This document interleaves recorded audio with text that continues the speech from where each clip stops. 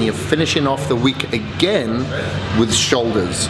Remember, we're hitting every head of the shoulders, our front, our lateral, and our rear with different exercises. You will be increasing the weight, so you're reaching failure at 10 repetitions. Now, one tip I tell myself and my clients is when you're raising, try to think about pushing out to the sides as opposed to raising up. Even though it's called a lateral raise, I don't want you to think about that because a lot of people tend to squeeze their traps, this muscle around their neck. And when they do, they disengage their shoulders. So instead of coming up, I want you to think about raising out towards the sides, towards the walls, as opposed to towards the ceiling. And that will help you isolate your shoulders that much better so you can get more development from this muscle group.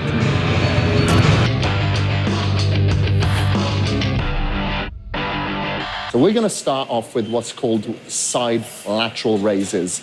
So shoulders are made up of various portions. So you've got what's called the front anterior head, you've got the lateral head here, and you've got the posterior head of the delts. And we need to work those angles from various movements. So we're going to start off with these side lateral raises. I'm going to show you how to perform these correctly because I see everybody around the world performing them the wrong way. What you're going to do is look in the mirror to make sure that you've got your form correct. And when you're raising up from your sides, not from the front, you should make sure that your elbows, wrists, and shoulders are all in one line when you come up. What I don't want to see is your hands coming up higher. So I see that a lot. People, especially as they reach failure and the exercise gets hard, they come up like that. I want you to lead with your elbows so they kind of drag your hands behind. So just think of your hands are hooks, holding onto the dumbbells, and you're leading with your elbows, and you're coming up and slowly down. About 2-second count up and a 2-second count down. I'll see people do this as well. And they'll have big traps to the point that they're almost deaf, and that's your upper portion of your back, and no shoulders because they're performing it wrong. So it's going to be a lot harder doing it the correct way, but doing it the correct way is going to give you all the gains that you need on your shoulders. And that's the warm-up set completed. Rest about 60 seconds because it's a smaller muscle group before performing a little bit heavier on our second warm-up set.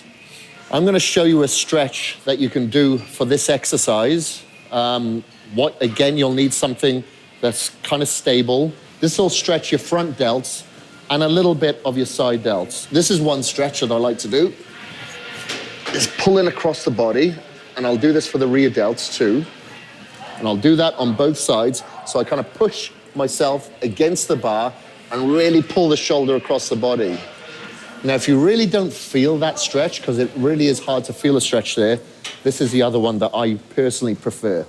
I'll reach up behind me onto my tiptoes, and then I'll walk out until I'm getting a really good stretch throughout the front and the side delts. Let's move into the second warm-up set. Just another warm-up, so don't worry about going to failure yet. Make sure that you keep your body upright. Don't swing forward or back. You can do that as an advanced movement a little bit later, but during these 4 weeks, you're going to be performing it exactly how I demonstrate. We're going to rest for about 60 seconds before going into our first of 3 working sets. So get yourself focused, mentally aligned within the set, and we're ready to rock and roll.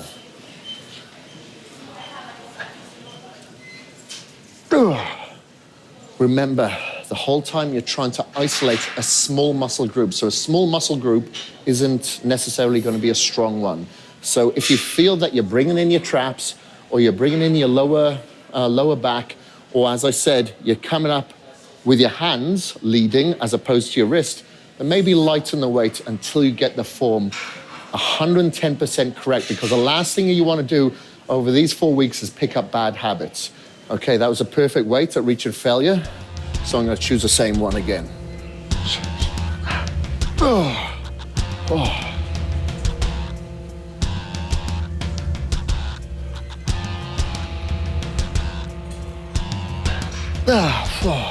I finished strong in that set. So that's it. Our side delts, our outer lateral head of our shoulders are done. Now we're going to move on to another portion of the delts.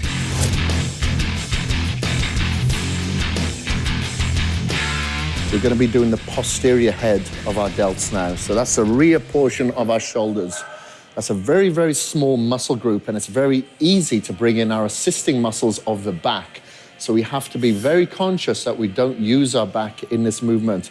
And I'm going to show you how to primarily focus on the posterior head of our delts. And what we're going to do is bend over with our back flat. So stick your chest out, stick your butt out slightly. You're going to bend over. Palms are going to be facing each other. And just how we did the side raise, we're going to do it in a bent over movement, okay? Be careful not to row up like that. Be careful not to squeeze your shoulder blades. Just keep your back flat and come out to the sides. Don't think about bringing the weight up. Think about bringing it to the sides. Make sure your neck is aligned with your spine. And the dumbbells are just below your chin, out to the sides, and just below your chin, down below as well. To make sure that you keep it aligned, so don't come back like this. Don't go forward there. It's right out to the sides. Now you'll see that I'm stopping just outside of my legs, because here is just no tension whatsoever. As soon as I feel the tension start to release, that's when I slow down and go back up. Breathe out, breathe in. Breathe out on the positive, breathe in on the negative. First warm-up done. Now I feel warmed up after doing that exercise. You may feel that you want to do a second, possibly third exercise of warm-ups before going into the working sets. Oh, we're done there, absolutely perfect. So you'll notice that I wasn't assisting that exercise with any other muscle group. I wasn't squeezing my shoulder blades, I wasn't rowing. If anything, the range of motion just got a little bit shorter. So I would have started like that, but as I reached failure, maybe I was only just doing about 3/4 of a rep, and that's exactly how it should be. Back to the stretch that I showed you in the beginning, that's gonna be primary for our rear delts. So you're gonna hold onto a supported bar, like I've got here. You're gonna kind of pull away across the body, and to further push, I like to push my forearm against here so I can really feel the stretch around the back portion of my shoulder. And the same this side. Second working set. So we're gonna stand all the way up straight first before checking our form, sticking the butt out, chest out, keeping the back flat, neck aligned with your back, and bend over and begin.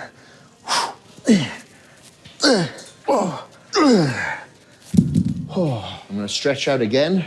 In about 60 seconds, I should be back here performing our third and final set of rear lateral raises.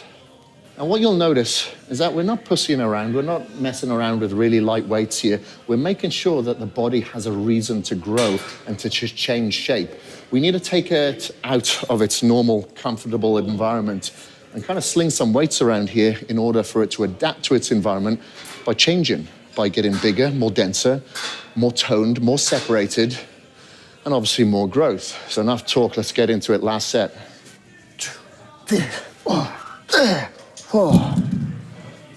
Even better on that third set. So that is our rear delts and our lateral head of our delts. So side and rear, done. Now we've got to hit the anterior portion, which is the front area of our delt. For that, we're going to be doing front raises. Now we have to do front. As opposed to going both together, which we call bilateral, we're going to go one at a time, which we call unilateral. So we're going to come up again, just to the level of your shoulder, like we did on the side, one at a time, directly in front. So I'm going to demonstrate that on our first warm-up set. So to begin with, you're going to bring the dumbbells in front of you. You're going to come up right in front of that shoulder with your arms straight, or straight as you possibly can be, and then back down. Up. As soon as that one touches, you go back up. What I see sometimes when people are curling, they'll go down and up at the same time. And same when I see them do the shoulders. Make sure this dumbbell comes down to your thigh before engaging the other. You can only focus on one at a time like that. Focus on the positive and the negative. Focus on the positive and negative. Breathe out, breathe in. Breathe out, breathe in. So it's not 1, 2, it's like this. 1, 1, 2, 2. This is a unilateral movement, so it will take a lot longer. I can really feel that throughout my front shoulders, even though this is just a warm-up. I'm getting a pump there already. Okay, first warm-up done. So this is, again, the importance of taking a good pre-workout. A lot of people think a pre-workout should just get them jacked and mentally anxious and stimulated. It shouldn't be that. Yes, it should give you focus and it should give you cloudy, but more so than anything, it should provide a localized area pump. So it improves blood flow. It gets your blood vessels dilated. So then when you've got blood in those localized areas, you can really feel those muscle groups moving. So that's what you should be looking for. And I could really feel that now getting a pump just in my first warm-up set. So I'm gonna go straight into my working set. If you feel that you need another warm-up set, fine. If you need 3 warm-up sets, great. But I'm warm, so I'm instinctively gonna go into my working set.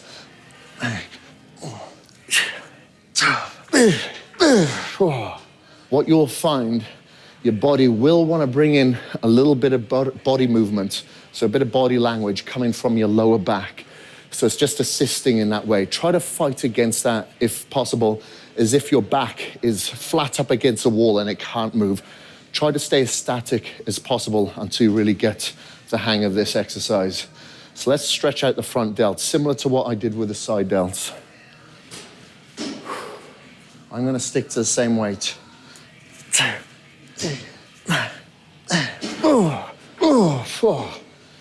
I was right.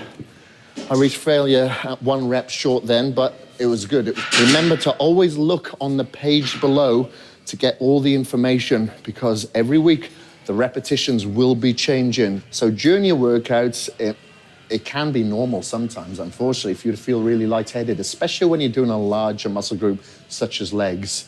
You can feel a little bit nauseous because your stomach acids are on overtime. You can feel a little bit lightheaded because all the blood has gone from your head into your body. So just take your time, maybe sit down, take a few deep breaths, make sure that you realign and you're not gonna faint on me. Don't push yourself too hard. You're just starting out. Try not to look at anybody else in the gym and try to compare yourself to them or try to keep up. So just take it easy, all right? But remember, you shouldn't be distracted on what's going on around you anyway. So let's focus on the task at hand and finish off this final set.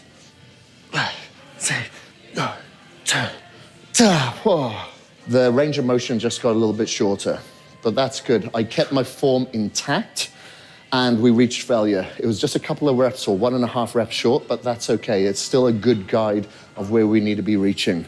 So we've done our 3 exercises of lateral movements.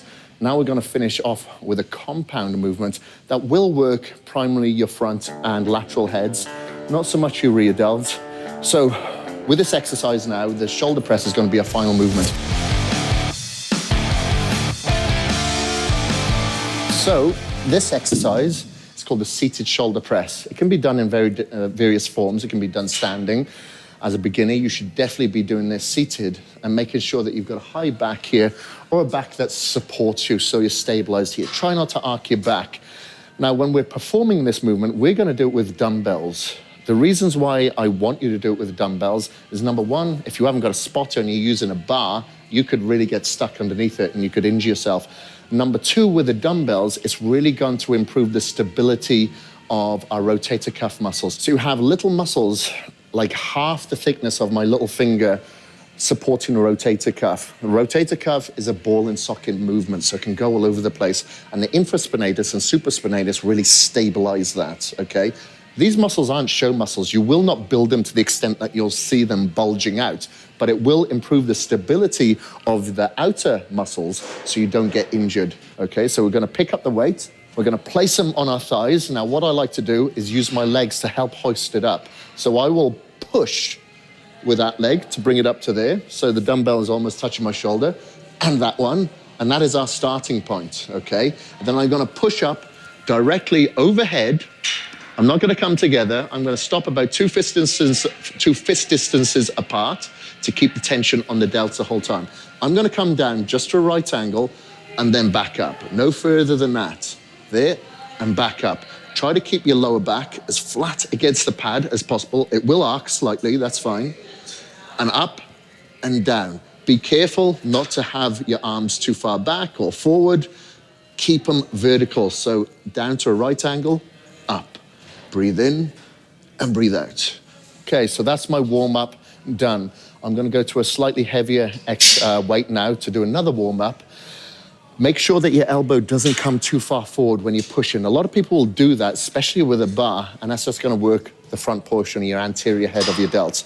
You really wanna try to work your lateral and your anterior by making sure that your elbows are out to the side of your shoulders, not in front of them, just in line perfectly.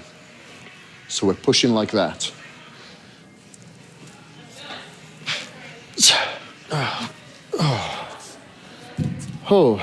Another reason why I really enjoy using dumbbells is that you can use or work and focus on either side individually. So what I find for me personally, if my elbow is slightly forward on this side but back this way, that's really comfortable for me. If I was to do that with a bar, I would be forced into a position that's not comfortable for me. Everybody's different. However, that's why I always like to use dumbbells as well. So keep that in mind, that you may feel a little bit more comfortable if one is slightly out of line of the other, okay? All right, so now I've done 2 warm-up sets.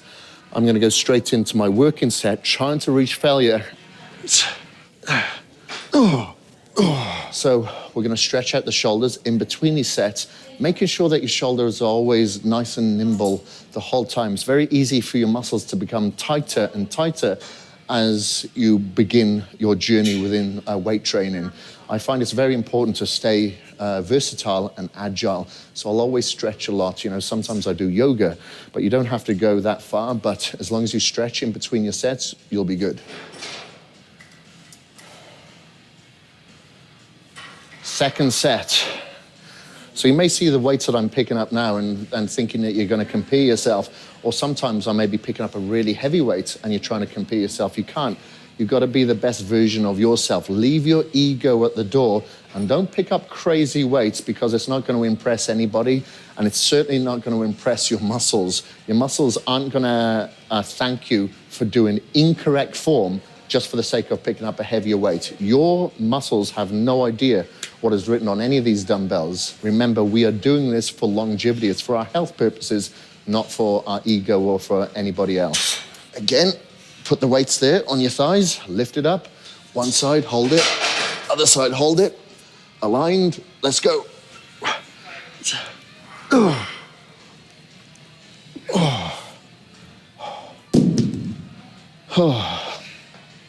So, I'm gonna stretch out. We got one more set. Make sure that we are focused to finish this workout off strong.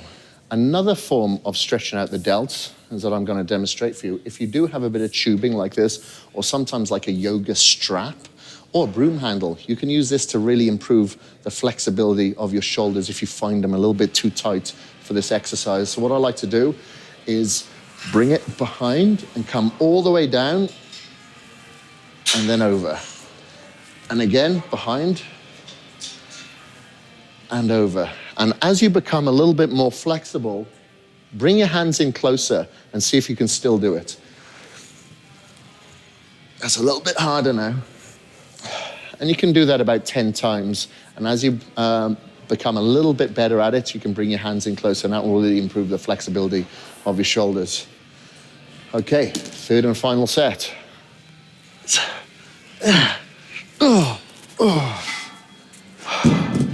So the reason why I throw the weights down personally is not because I'm haphazardly just throwing the weights away. I'm just taking the pressure off my shoulders as I lower it, especially as I go heavier.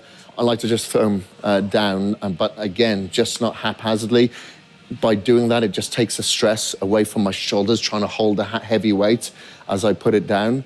But make sure that you do get the approval of the gym that you're training in. Luckily, I do here, and I've got rubber weights and rubber matting. So we are done here for shoulders. You should feel a really good pump now through the front, lateral, and rear portion of your shoulders. So make sure that you come back to the gym fully focused, fully energized, fully hydrated, because we're going to be hitting that large muscle group all over again. And you know how tough it is.